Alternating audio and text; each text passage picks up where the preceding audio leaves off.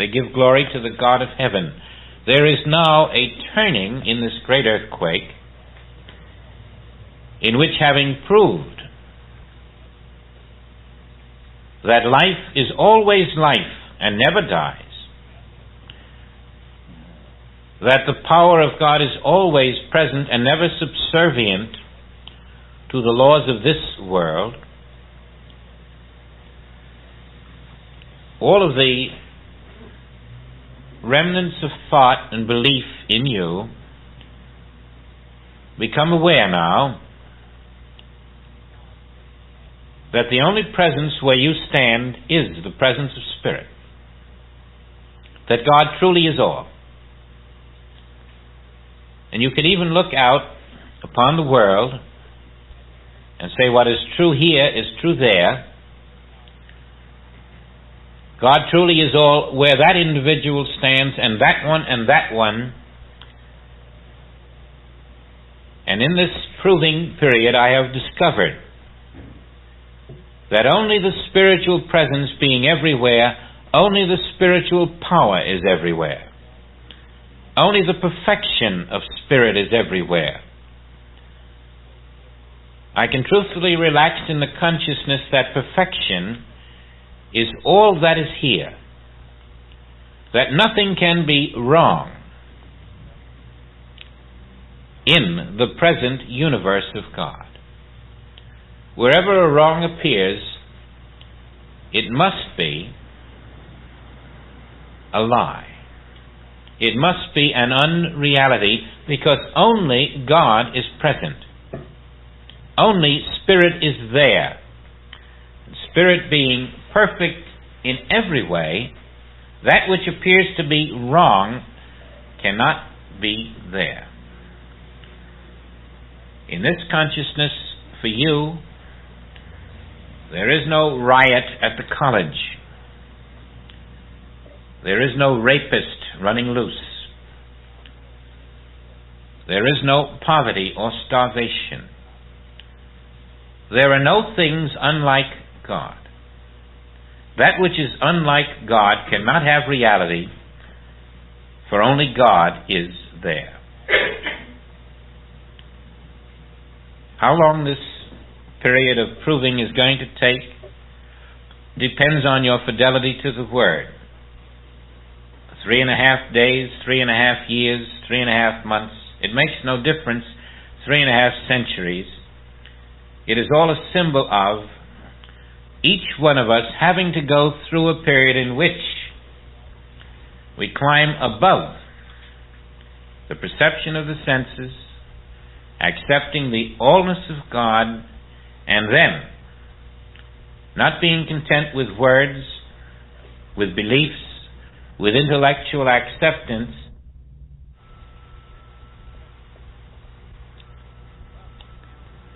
This is Isaiah 27:13 about the trumpet.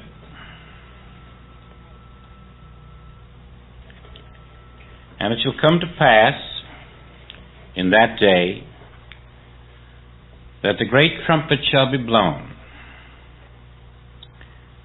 and they shall come which were ready to perish in the land of Assyria, and the outcasts in the land of Egypt, and shall worship the Lord in the holy mount of Jerusalem. Now you see, the Assyria and Egypt is like Sodom and Egypt and Babylon. Those who had been in mortal mind, material consciousness, when they hear the seventh trumpet, they shall know the truth about God. And again, Daniel, in chapter 3, the 44th verse, makes reference to the trumpet.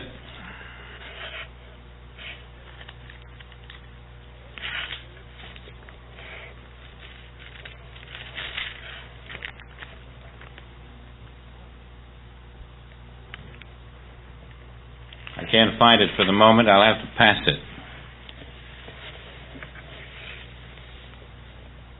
This mystery of God given to us now is this.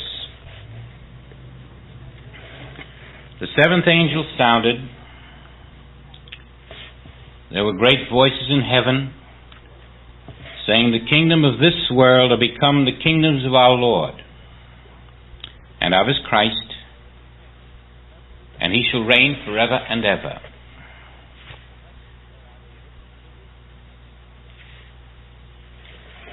This is the realization and the experience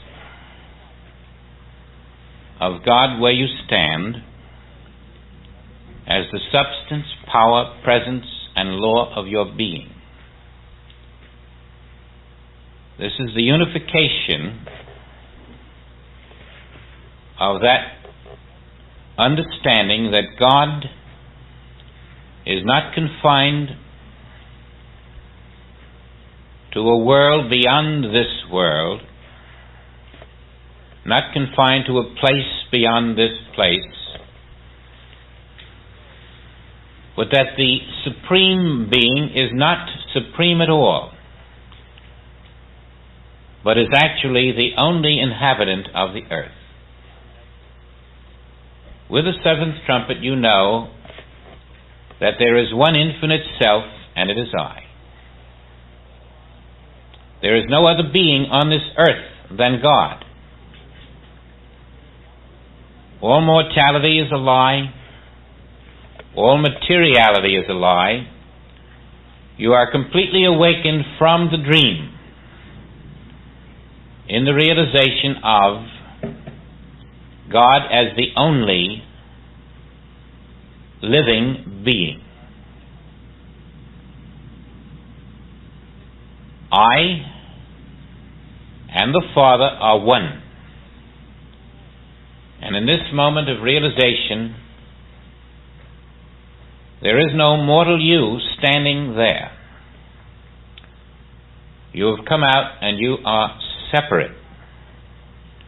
The mystery of God is the identity of every individual on the earth, not in their physical selfhood, not in their mortal selfhood, not in the visible image selfhood. You have crucified the human race. You have resurrected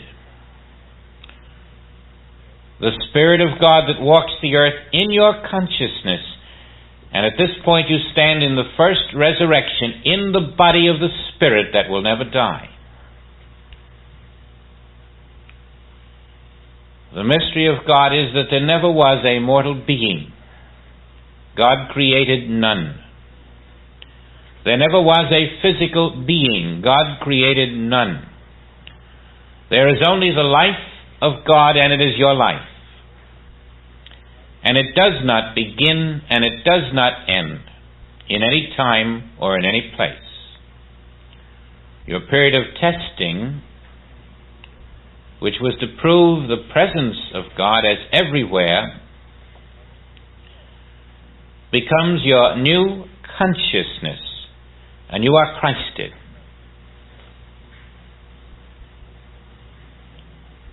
You are Christ John now instead of John. You are John realizing Christhood.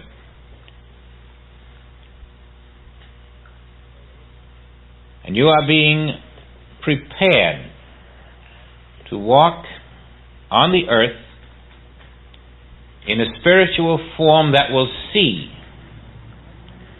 the experience of death and not experience it itself.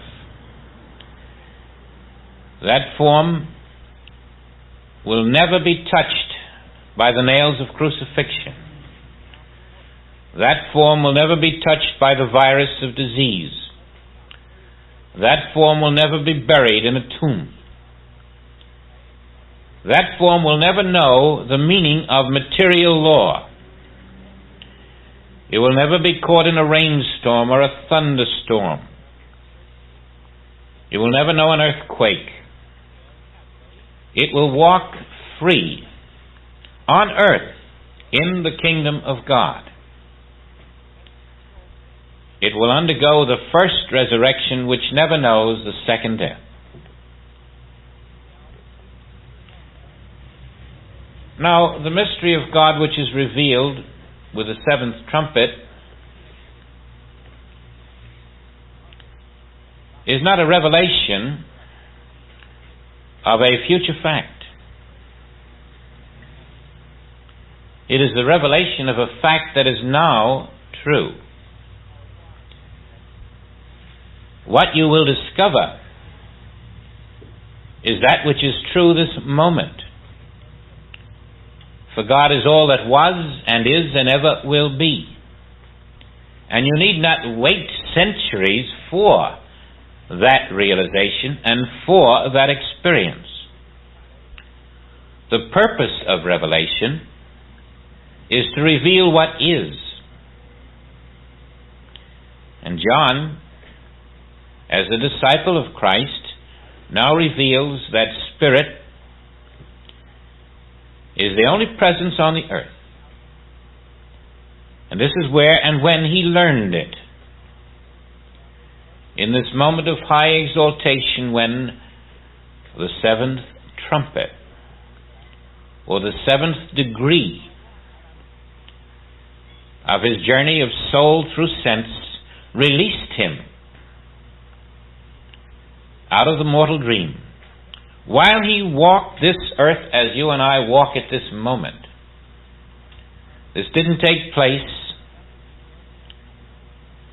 while he was sleeping. This didn't take place in a trance. This was a total change of consciousness in which all the trappings of the earth fell away. And he knew himself to be the living child of God, which we now are, but have not yet come into the understanding of.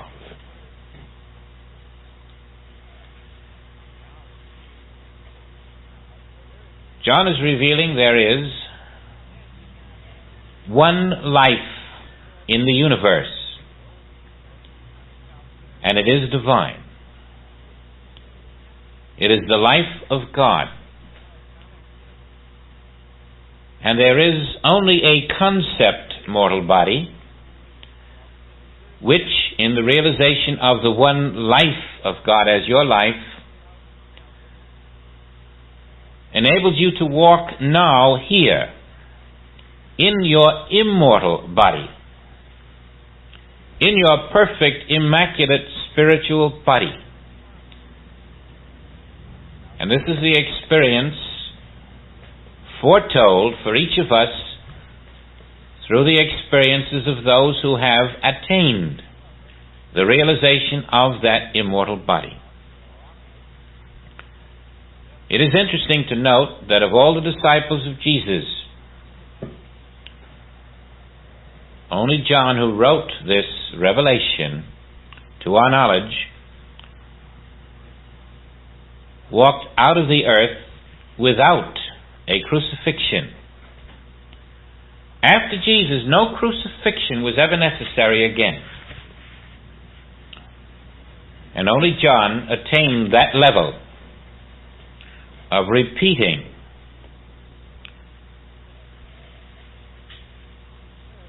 the high understanding of self that made it possible to leave nobody behind.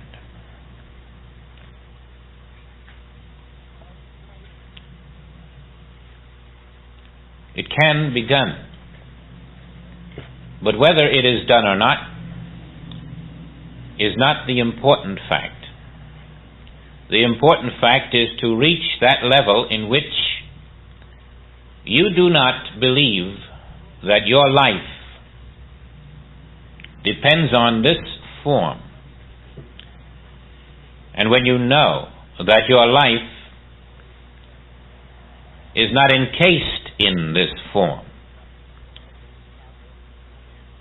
And finally, when you know that in this form there is no life. The seventh trumpet revealed for John that there is no life in any material form on the earth. And that wasn't difficult to come by, because he knew there can be no life in a material form for a simple reason. There is no material form. He had come out of the image projection of mortal mind, and that is why he had the testing period to face mortal mind, to reveal its nothingness. And therefore all that it projects into visibility is equally a nothing. And you will have these moments when you will be free of the belief that your life moves in a mortal form. You will see the great coincidence on a cosmic scale that makes form appear where only life is.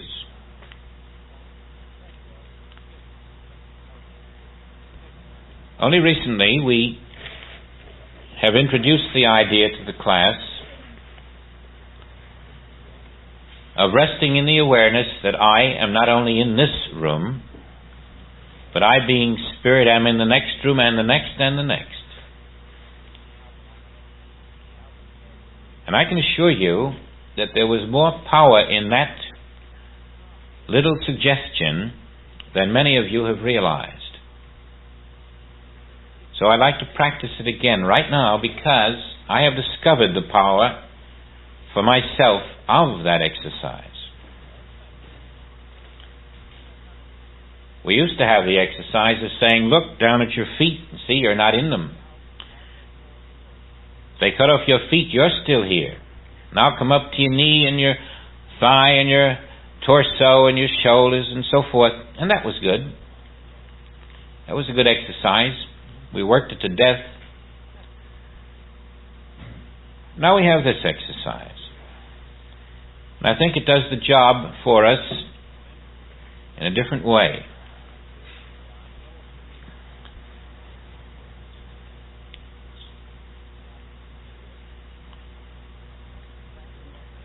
There is the experience of knowing yourself as spirit, uncontained, free-flowing,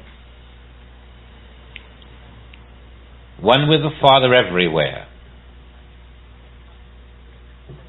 And in the acceptance of yourself as spirit, you know that there is no place where you can say, this is me over there. Because spirit isn't that way. Once you have accepted spiritual identity, you have accepted what John has discovered, infinite spiritual identity. And so we'll make it easy. We'll forget infinity for a moment, but let's at least go into the other room. I am now in the other room, because spirit is there, and I am spirit. Right in the next room you are. You know you must be, because spirit is there, and that is your name. The acceptance of the omnipresence of spirit tells you that you must be in the next room.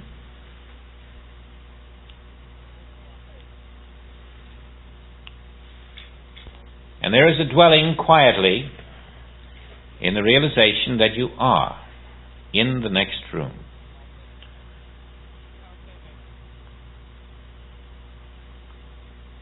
There isn't a room in this house that you're not in, for spirit is in every room of this house, and you cannot divide yourself from it.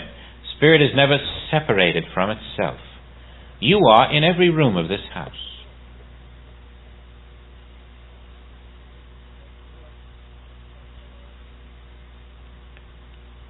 And in your home, you never left it.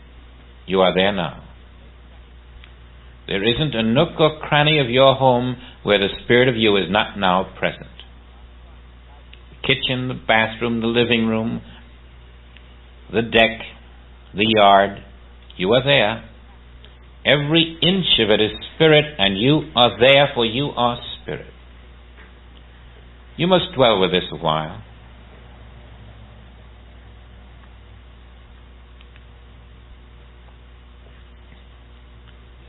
Until the truth of it makes itself known to your consciousness. And when you have this truth in consciousness, you have an invisible power of grace that will function where you stand. And where you stand is where your spirit is. Your spirit is in your home now. Your spirit is in this room now. Your spirit is below and above and beyond, into infinity. Your spirit is everywhere now. There is no place where your spirit is not. No place in this entire universe where your spirit is not. That becomes your living consciousness. God is spirit, God is everywhere, God is all. I and the Father are one. I cannot separate from that one spirit which is everywhere and all. I am the one spirit that is everywhere and all. I'm not what I appear to be at all. The seventh trumpet has sounded for me too. I am infinite spirit. I am everywhere. My presence is the presence of spirit everywhere, and there is no other than that I am. That I, that spirit, I am. That is the new consciousness that will walk this earth as you. However long it takes to arrive at that place will not matter. You will arrive there. The sooner the better. And when you do, you're only beginning your adventure. That is only the beginning of the rebirth. For now, in the acceptance of infinite spirit everywhere as I, you may not deny that truth, or you are piercing the Christ of your own being. The moment you deny that you are that spirit which is everywhere, you're back among the dead and not among the living who walk in my name. But when you are willing to stand on the truth of infinite spiritual identity as your identity, you will discover that grace is automatic. It doesn't take any effort on your part to bring it into being. You don't have to push any buttons. It already is functioning in spirit. The moment you come over into spiritual acceptance, grace is functioning in the spirit that it ever was, which is your being. It is ready to make itself visible. It is ready to express in the outer as you in your inner acceptance. But you must be faithful to that identity. And the test will then be when anywhere on this earth a discord appears. It is denying that your spirit is there. You can accept that denial, and you're playing the game of mortal mind. You can reject the denial. Discord cannot be there because my spirit is there. What else are you to do beyond that? Absolutely nothing. My spirit is there, and it needs no defense.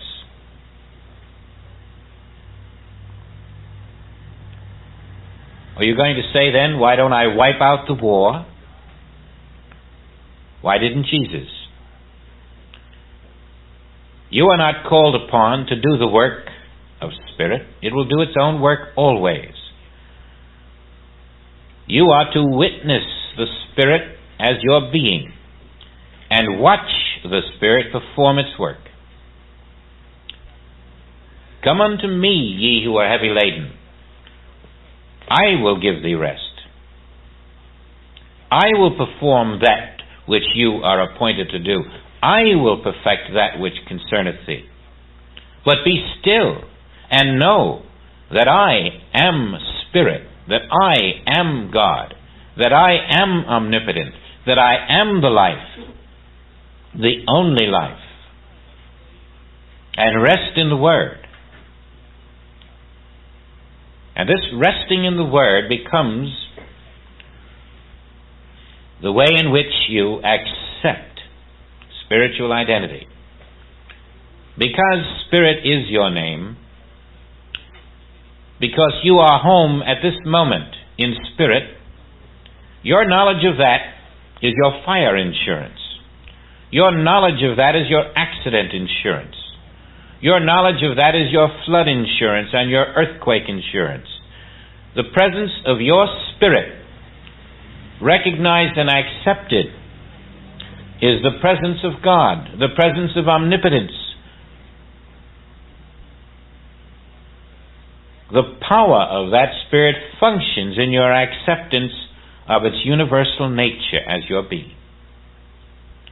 That is the meaning of the Word made flesh. That is what is happening here to John.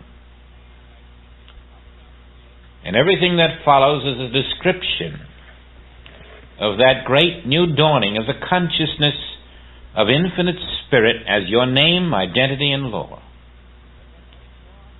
Whoever comes to this will discover that every promise in the Bible becomes true in that realization.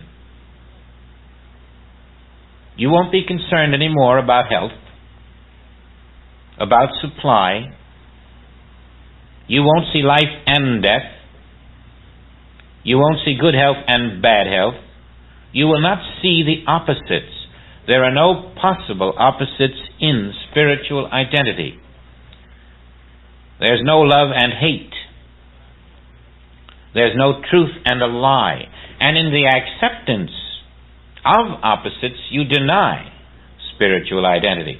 In the realization that opposites are impossible, you accept spiritual identity.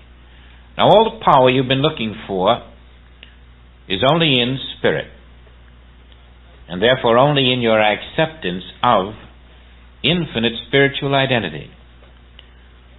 There are no thieves on the earth for you. There are no murderers. There are no despicable people. There are no whites, blacks, reds, and yellows. There are no Catholics and Protestants and Jews and Muslims. There are no Republicans and Democrats. There are no nationalities.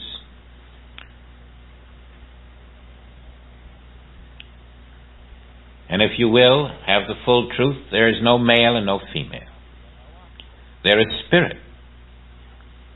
In your acceptance of Spirit, that is all there is on this earth for you. There is no young and no old.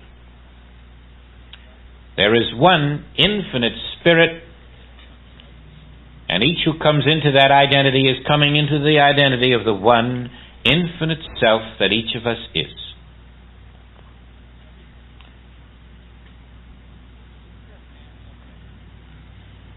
The reason for this total acceptance of one infinite self is because it is the way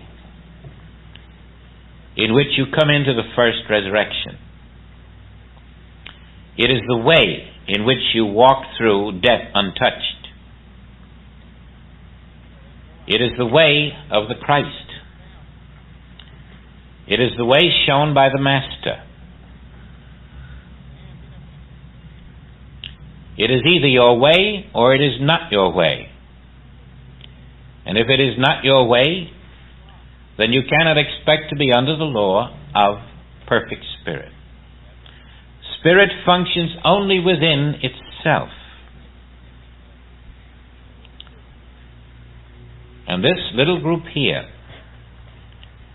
are among the few groups on this earth who are learning about the first resurrection,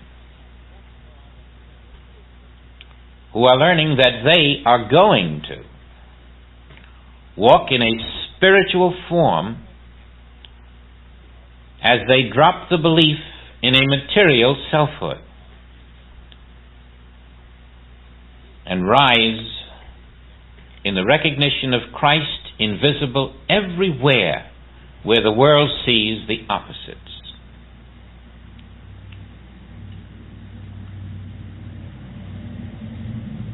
Once this is done, everything falls into conformity. John describes that this way.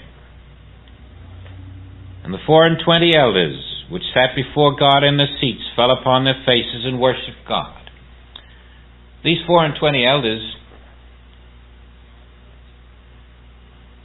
are what he calls the fourth, fifth, and sixth heavens.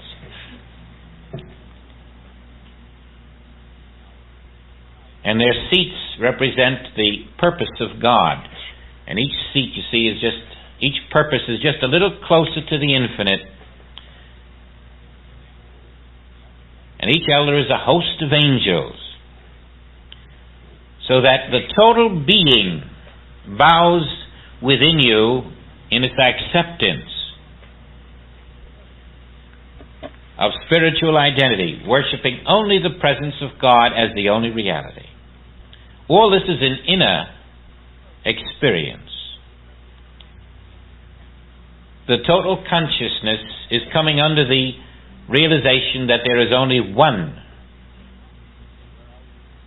self which is omnipresent and is called God, Spirit.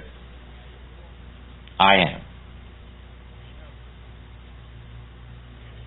Saying, we give thanks, O Lord, God Almighty. Almighty is no longer for us just a casual word. Almighty means exactly what it says. Spirit is Almighty, and I can depend on it to be exactly that as long as I am walking as the infinite Spirit, withholding spiritual identity from no man on earth, meeting everything with my invisible Christhood, everything, and resting in total confidence that only Spirit being present, all that denies spiritual presence is a lie, without substance. Nothing need be done about it whatsoever. For the power of grace is functioning throughout the one spiritual identity which you accept. And that's how it is when all the elders fall on their faces. That means they accept one infinite self. The nations were angry, and the wrath is come, and the time of the dead, that they should be judged. We were those dead who did not accept one infinite spiritual self, and that they should give reward unto the servants, the prophets, to the saints, and them that fear thy name, small and great, and shouldest destroy them which destroy the earth. Actually, then, this is the dying away of all of the concepts which deny one infinite spiritual self. We are purged of any contrary belief. And the temple of God was opened in heaven. And there was seen in his temple the ark of his testament. And there were lightnings, and voices, and thunderings, and an earthquake, and great hail. When the ark of his testament is seen, we are reunited into the one will of the Father. The temple of God is opened in heaven. Through your acceptance of the one spiritual identity, you have inherited the earth. What you have accepted in heaven becomes the law for you on earth. For you, God is no longer an abstraction. God and your being are one and the same.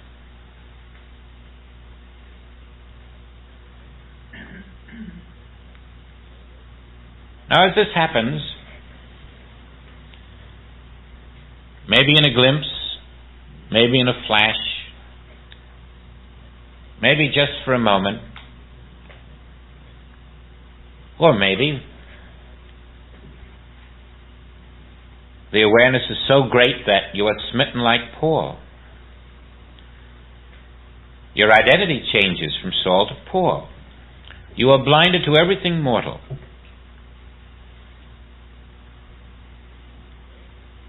or maybe somewhere in between, you come to the realization that if you're not walking in the truth of spiritual identity, you're living as a shadow. But somewhere, enough of the realization enters your consciousness, ultimately leading you to the full, unqualified acceptance of spiritual identity.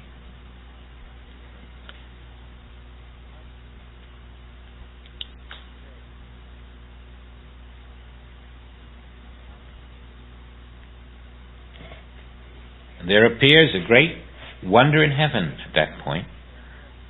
A woman, clothed with the sun, the moon under her feet, upon her head a crown of 12 stars. It's taken quite a while to get to this place for John, for us. But once you have accepted the God of heaven as the God of earth, as the one identity of all being, heaven and earth become one for you. And that is when living revelation begins. When the Word of the Father in you takes over the government of your complete being.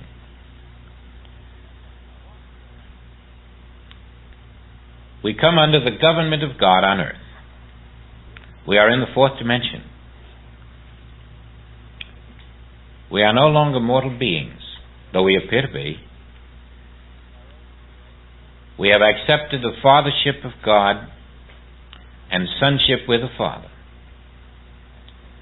The Son is always pure spirit as the Father, and in this acceptance, we now are ready to be fed by the infinite Spirit. We are taken out of the laws of humanhood.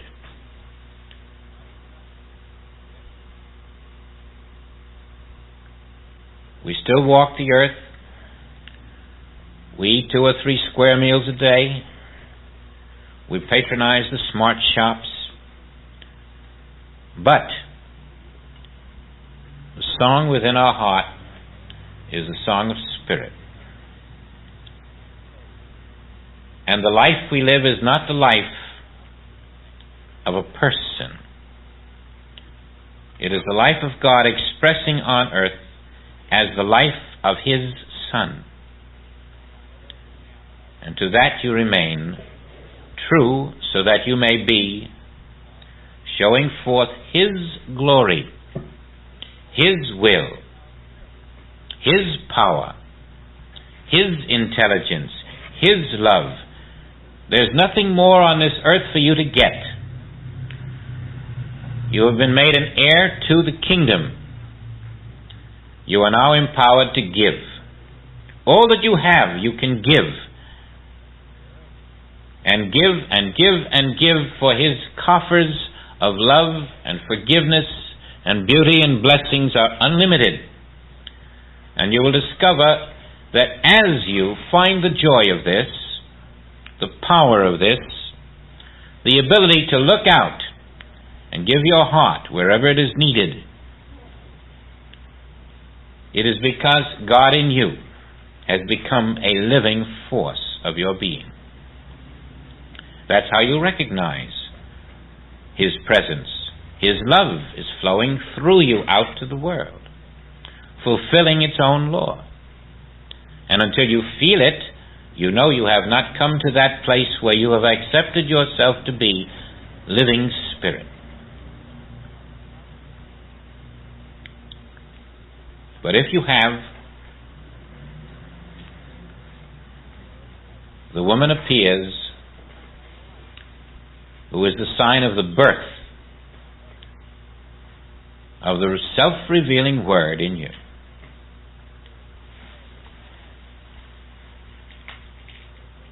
It seems that we've gone quite a distance, and yet we're only beginning the 12th chapter of John. And so, it appears to us that we will be given an opportunity to consolidate our progress, to undergo certain tests, to expand, to come to a place where we can, with John, I hope not vicariously, but with John, in the experience of truth, witness the birth of the kingdom of heaven and earth in us.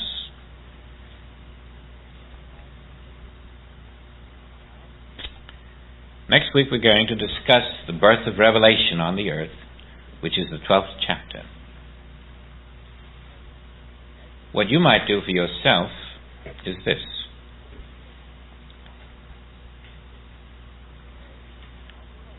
You will find that as you practice that you are in another room, in another house, in another city, something's taking place that's very beautiful. My own experience with it went this way. Unconsciously, you are being released from world thought, you see. Because that certainly isn't world thought. And as you're released from it without realizing it,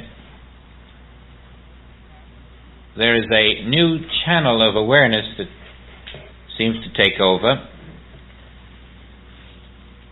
And unknowingly, you have accepted yourself to be no longer confined to a place or even a time. You might receive a phone call, and this might happen to you as it did to me.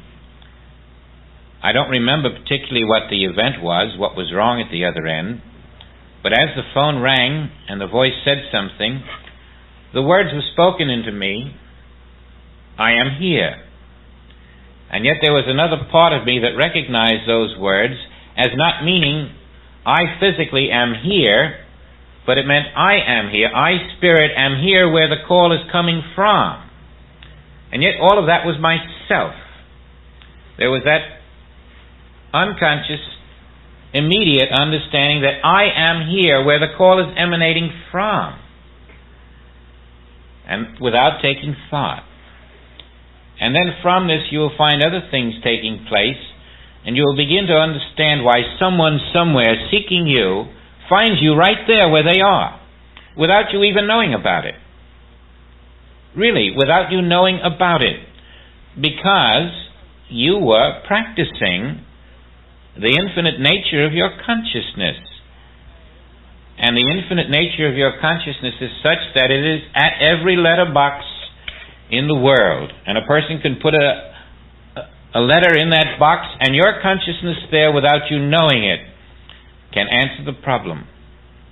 If you are faithful to working in the consciousness of the infinite self.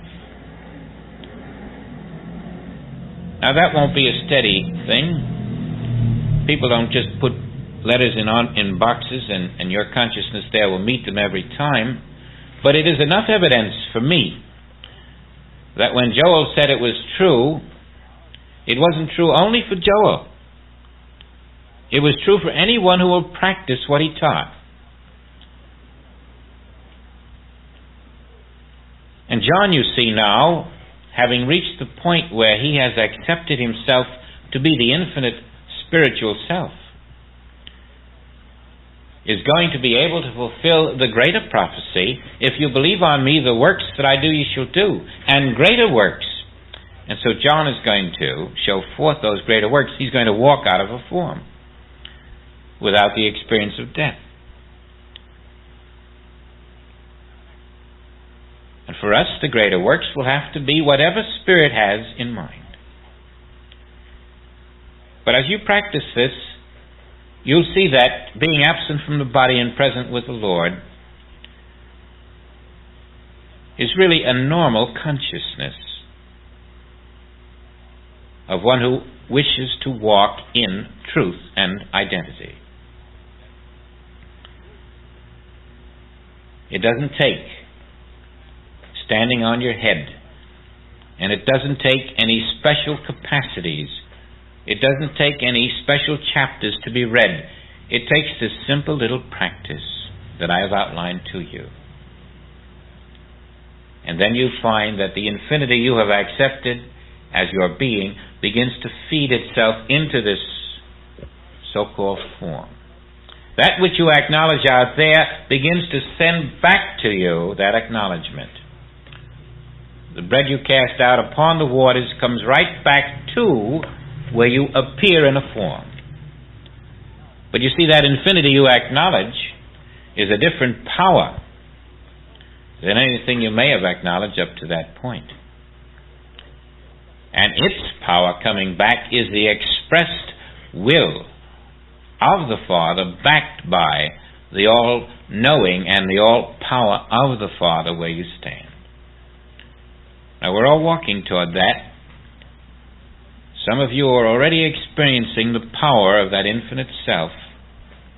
And now, when you can experience being not in a form, but being a spiritual identity, not localized, but the Spirit, the one and only Spirit which is everywhere, through your practice of it, you will begin to see grace beyond the imagination of a mortal being.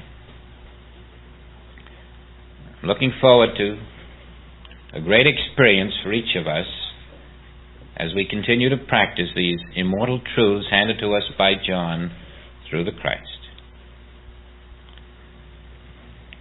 Thank you now.